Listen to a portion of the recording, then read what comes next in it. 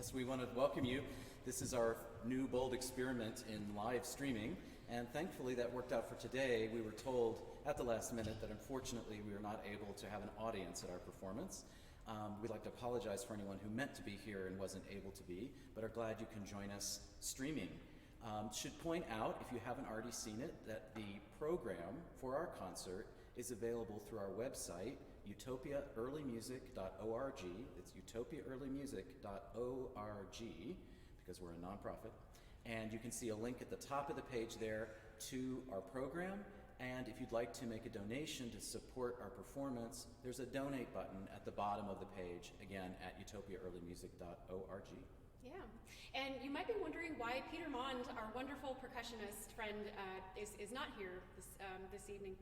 He is not sick, he's okay, but he was not able to travel because of COVID-19. And so I thank you for your patience with my frame drum playing tonight. But it's better than my frame drum playing. So I don't know. Yeah. Well, we can argue about this in private. Anyway. Okay. All So right. enjoy. We hope that this music can bring you some comfort.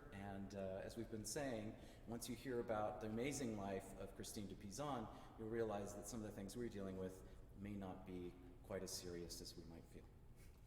So our program will be accompanied by narration in between the musical numbers, and if you read along in the program, you can see that narration for yourself.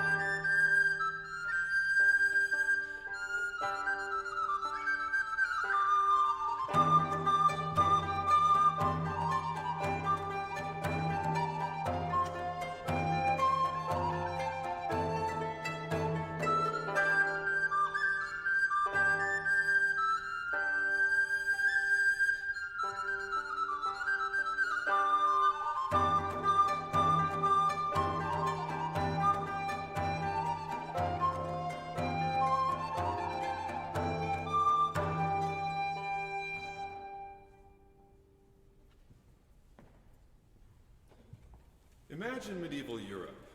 New innovations from the Middle East gave rise to Gothic cathedrals and troubadour song. Glorious stained glass windows cast brilliant pools of light on worshippers as the voices of monks and nuns spiraled up in the vaulted ceilings.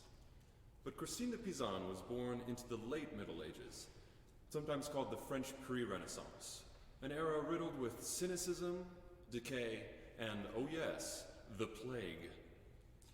From this chaos spring complex and vibrant innovations in artistic expression and intellectual creativity. These in-between generations laid the foundation for what we now call the Renaissance, ushering in realism in art, more widespread education, logic and reason, and a new value and consideration of human life. Thus, Christine was born in Venice in 1364.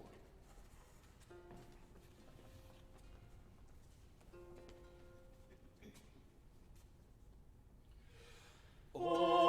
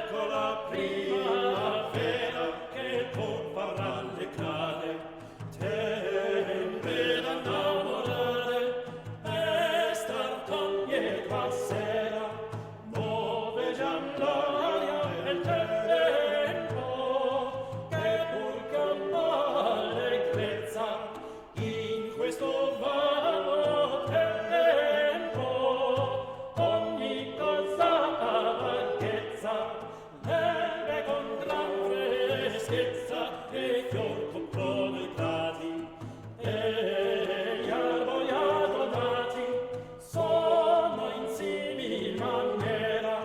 Ecco la primavera che il cor fa rallegrare, tende da innamorare e star con lieta sera.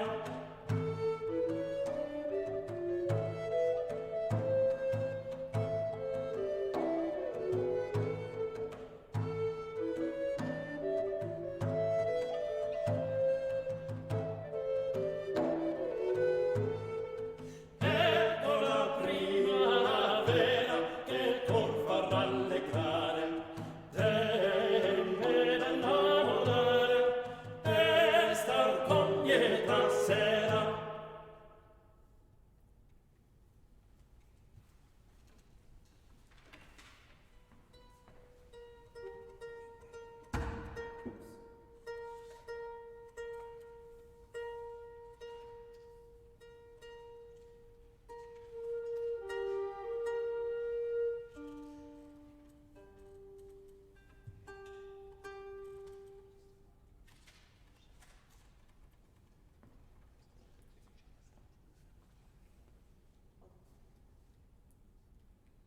In 1369, 4-year-old Christine and her family moved permanently to France. Her father was hired as a royal astrologer for Charles V, known as the Wise. Of her parents, she later had this to say. My father, whom I've aforementioned, had one wish in great ascension, to have a male child unfulfilled. To him he could have safely willed his mighty fortune and his land. Between my parents there did stand a duplicitous agreement, or so it seems. My father meant something different than my mother, for instead of male, the other sex was I born, though otherwise I had my father's looks, his eyes, his hair, his build. She had tricked him. But despite the original dictum, I was a loved and cherished child. At age 15, Christine married Etienne de Castel, a highly educated man of 25 who worked as a notary and secretary at Charles' court. Although Etienne was chosen by her father, this turned out to be a love match, which was rare at a time when marriage was mostly a political affair. The couple had 3 children, a son, probably named Etienne, who died young, another son named Jean, and a daughter, Marie. Christine began writing poetry.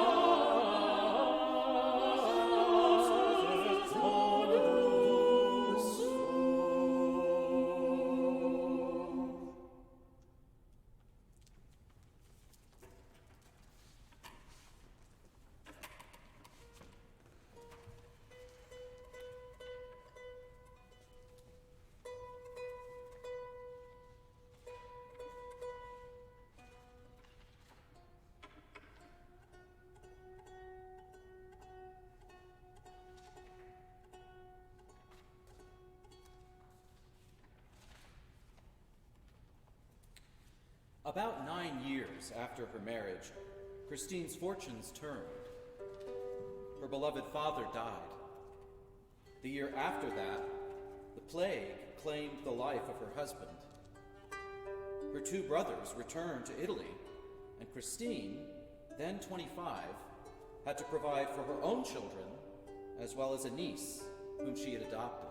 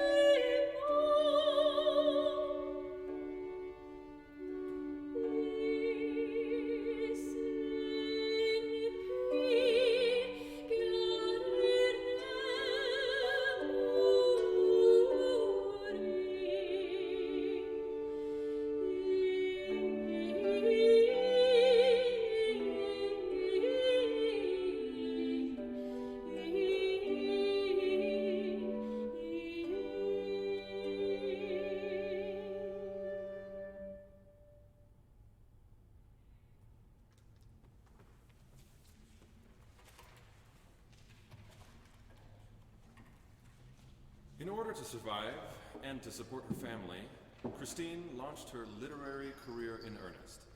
Here, she writes about her experience of transformation after this tragedy. How she lost the captain of her ship. But Dame Fortune would not leave me, though she'd set out to bereave me. All over I felt myself afresh, as I touched muscle, a man's flesh. And my voice took on assurance, as my body gained endurance. But there, from my once fragile hand, from my finger, my own wedding band had fallen.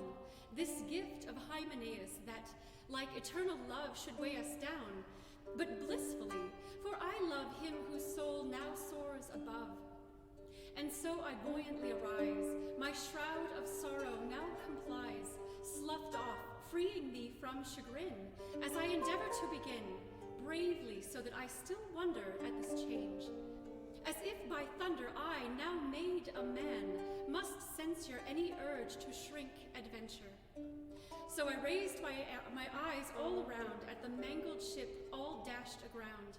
Sail and mast I saw in tatters. To angry storms nothing matters. The tops and rigging were in pieces, while the hull, through ravaged creases, took in water by vast swallows, drinking down to Neptune's hollows. When I'd seen this devastation, I prepared for reparation. Hammer in hand, with mortar and nails, I rejoined the planks. Then, Where snails dwell under rocks, I gathered moss to cover the leaks. I spread it across and made the hull watertight. Then I drained the bilge. She floats again. In no time at all I could sail, for I learned to pilot, to prevail over oceans at my command. I and my crew knew to withstand danger and fend off death. Now see, like a real man, I have to be. Fortune kindly taught me the way to do manly deeds to this day. As you can tell, men are my peers, as they have been for 13 years. Though 'twould please me more than a third to return as woman and be heard.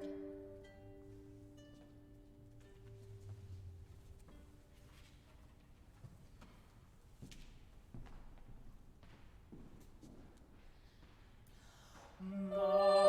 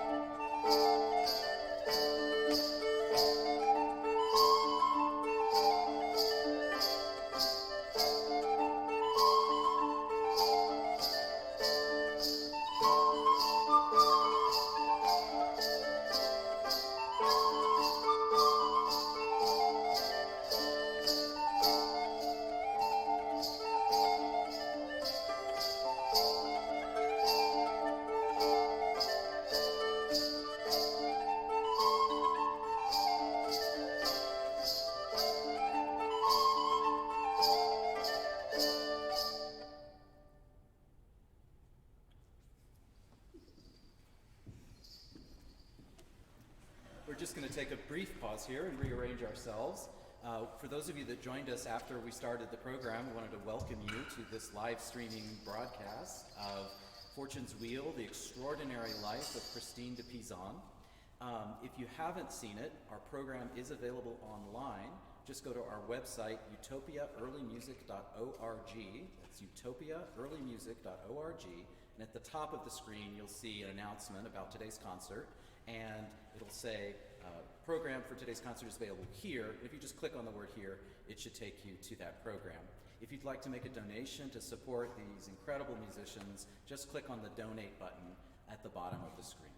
And so now we'll continue the second half of our program and learn more about the extraordinary life of Christine de Pizan. After some tuning.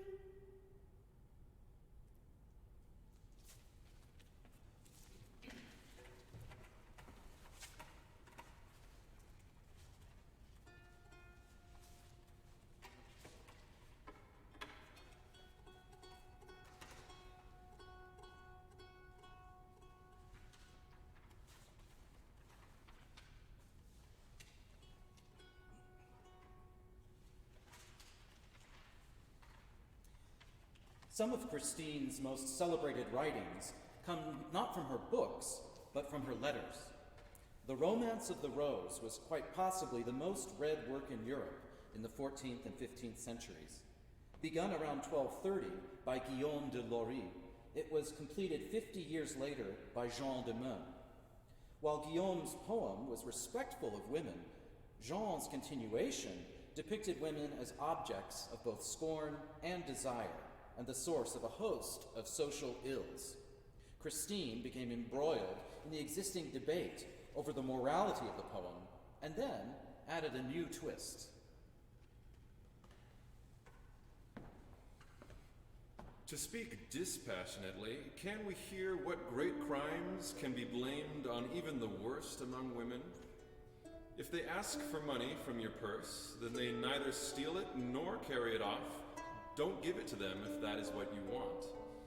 And if you say that you are besotted by them, then you need not be so stupid. Do they go looking for you in your homes, begging your favor, or taking you by force?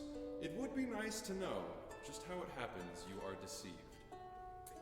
This became the first of the Querelle des Femmes, or Dispute of Women, which questioned the fundamental roles of women in the Western world in a completely new way. In her most famous book, City of Ladies, she gave an account of great women from throughout history. To speak of more recent times, without searching for examples in ancient history, Giovanni Andrea, a solemn law professor in Bologna not quite 60 years ago, was not of the opinion that it was bad for women to be educated. He had a fair and good daughter named Novella, who was educated in the law to such an advanced degree that when he was occupied by some task and not at leisure to present his lectures to his students, he would send Novella, his daughter, in his place to lecture to the students from his chair. And to prevent her beauty from distracting the concentration of her audience, she had a little curtain drawn in front of her. Thus, not all men, and especially the wisest, share the opinion that it is bad for women to be educated. But it is very true that many foolish men have claimed this because it displeased them that women knew more than they did.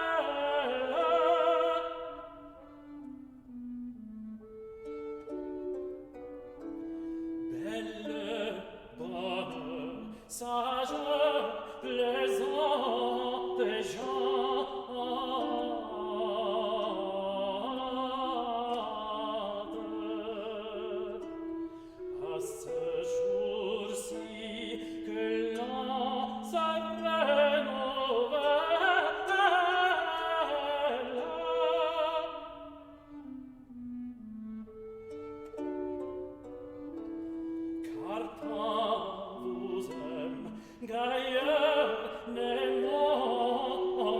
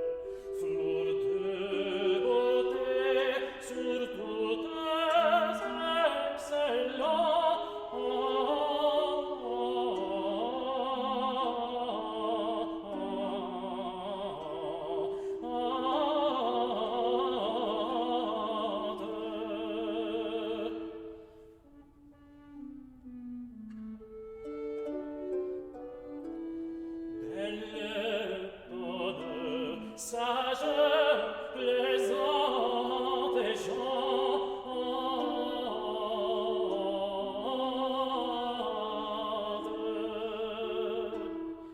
À ce jour-ci que l'on se renouvelle, vous faites le don d'une chanson nouvelle.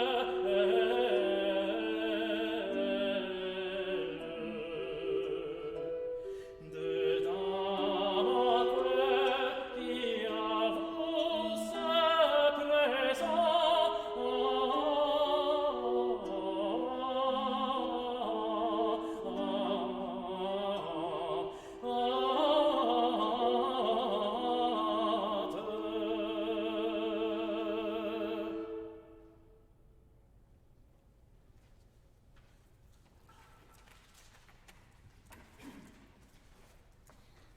As a courtier, Christine's livelihood and well-being was always subject to the whim of those in power. This became increasingly tricky as branches of the royal family, the Armagnacs and the Burgundians, vied for control of the French throne. Louis I, Duke of Orleans, one of the leaders of the Burgundians, was assassinated in the street. Christine saw the writing on the wall and had much to say against the impending conflict.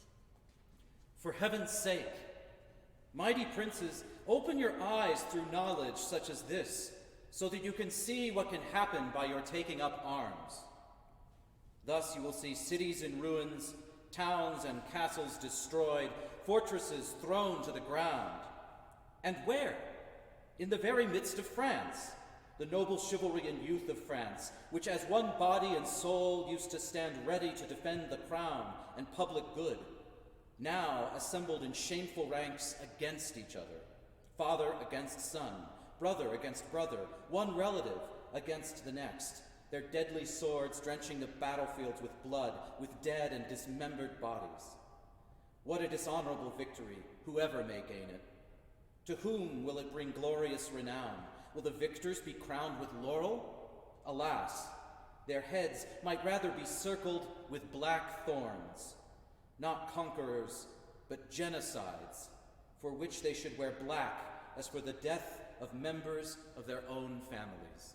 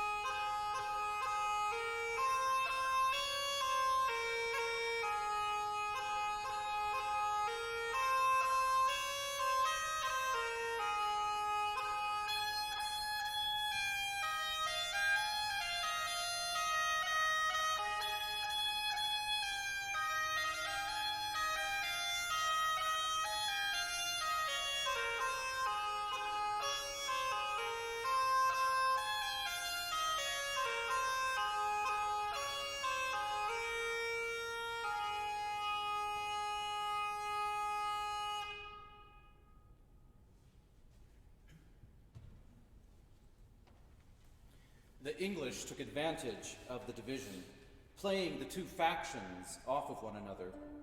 Soon, the French suffered a catastrophic defeat at the Battle of Agincourt. Some 40% of the French nobility were killed. This was especially bad for the Armagnacs, who led the battle for the French.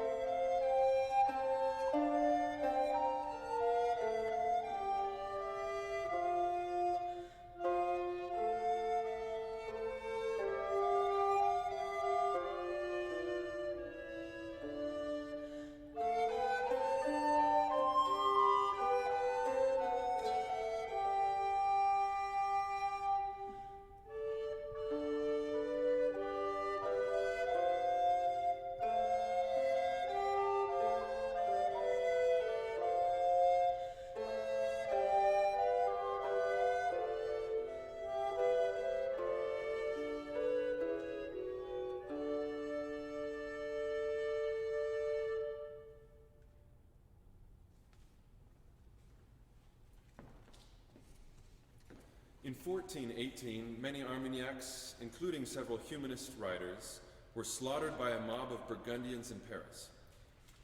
To flee the conflict, Christine sought refuge in the Dominican convent at Poissy, where her daughter had taken orders as a nun and was possibly still living. Christine went into hiding and ceased communication with the outside world.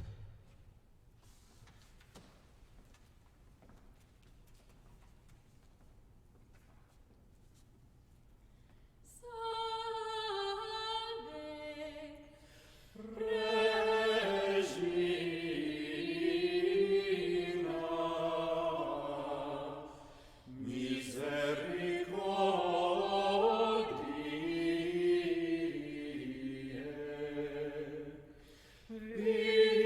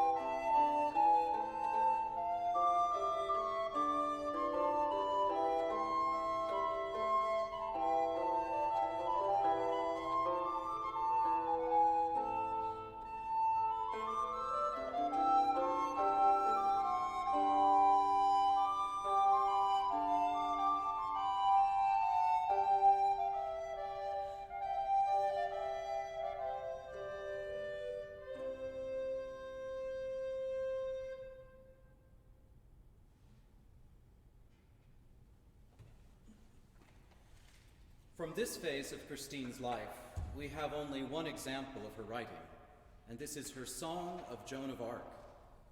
Deeply inspired by the stories she heard of the teenage shepherdess who successfully led an army into battle against the English, she wrote this extensive poem, her last known work, in 1429. I, Christine, who have wept for 11 years in a walled abbey where I have lived in ever since Charles, how strange it is, the king's son, dare I say it, fled in haste from Paris. I, who have lived enclosed there on account of the treachery, now, for the first time, begin to laugh. Blessed be he who created you, Joan, who were born at a propitious hour, maiden sent from God, into whom the Holy Spirit poured his grace, in whom there was and is an abundance of noble gifts. Never did Providence refuse you any request. Who could ever begin to repay you? A little girl of 16. Isn't this something quite supernatural? Who does not even notice the weight of the arms she bears. Indeed, her whole upbringing seems to have prepared her for this. So strong and resolute is she, and her enemies go fleeing before her. Not one of them can stand up to her. She does this all in full view of everyone, and drives her enemies out of France, recapturing castles and towns. Never did anyone see greater strength, even in hundreds or thousands of men, and she is the supreme captain of our brave and able men. Neither Hector nor Achilles had such strength. This is God's doing. It is he who leads her. Joan was burned at the stake at Rouen by the pro-English government, and Christine herself passed away around the same time. We do not know if she was aware of Joan's death. What we do know is this: Christine was inspired by historical role models just as we are inspired by her. She wasn't afraid to speak up and take risks. Hers was a brilliant thread in the tapestry of human intellect that we all continue to weave to this day.